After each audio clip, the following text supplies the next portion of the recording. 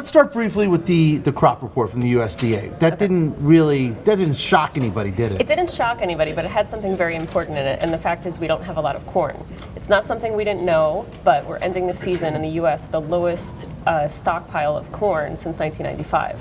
And the reason for that is what? Drought in South America. So we had a drought in Argentina, we had a drought in Brazil. The USDA cut the forecast for that crop, and then when other countries need corn, read China, they can come to us.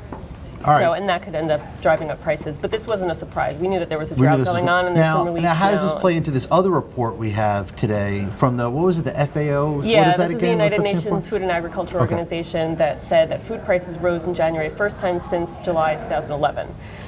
It's not really clear whether it's going to continue because we will have decent supplies somewhat this year, so it depends on what energy prices do, it depends on what the dollar does. And they rose across the commodity spectrum? It did. A grease issue. It was actually largely led by oil.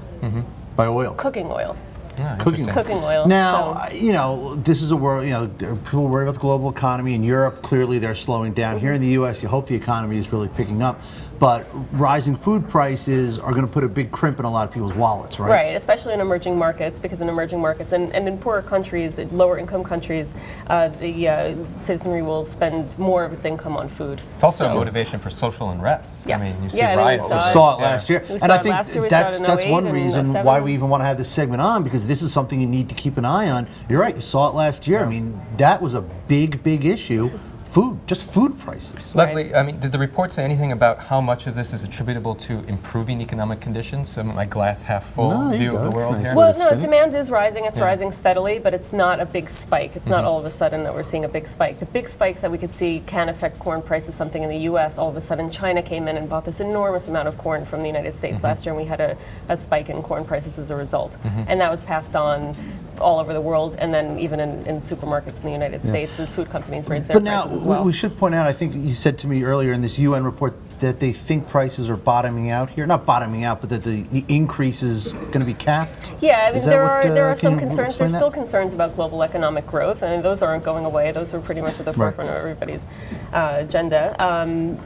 But if we have a good harvest, it depends what comes out of the ground this spring. We do have weather risks. We have weather risks in South America still. We have weather risks in the United States. We have a drought. We could have, the extreme weather that we saw last year.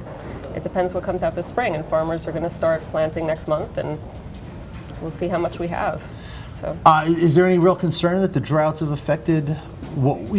Is there any concern about the spring planting season? Well, we have a major drought. Drought is already affecting corn production in Mexico, and it's affecting, and not something we eat, but it's affecting cotton again in Texas. And this is a drought that's stretching all the way to Georgia in some areas. So it depends what happens this spring, and it also depends on what we see with rainfall.